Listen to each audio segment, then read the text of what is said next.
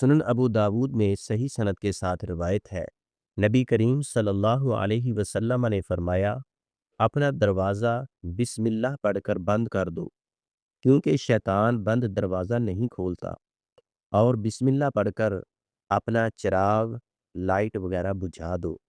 بسم اللہ پڑھ کر برتن ڈھانپ دو، اگرچہ لکڑی ہی اس پر رکھ دو، اور اپنے مشکیزے کا منہ بسم اللہ پڑھ کر باندھ دو۔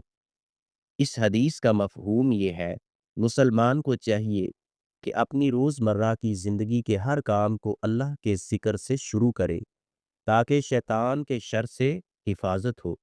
جب ہم دروازہ کرتے ہوئے چراغ یا لائٹ بند کرتے وقت برتن کو ڈھانپتے اور مشکیزے کا منہ باندھ دیتے ہیں تو ہم اپنے گھر اور ان استعمال کی چیزوں کو شیطان کے شر سے بچا کر اللہ کی حفاظت میں دے دیتے ہیں، جس سے ہمارے کھانے پینے کی چیزیں شیطانی اثرات سے محفوظ رہتی ہیں۔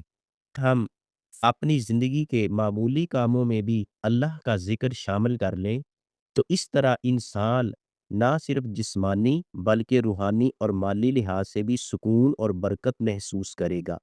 جس نے بسم اللہ پڑھ کر کوئی چیز رکھی تو شیطان اس میں سے چوری نہیں کر سکتا۔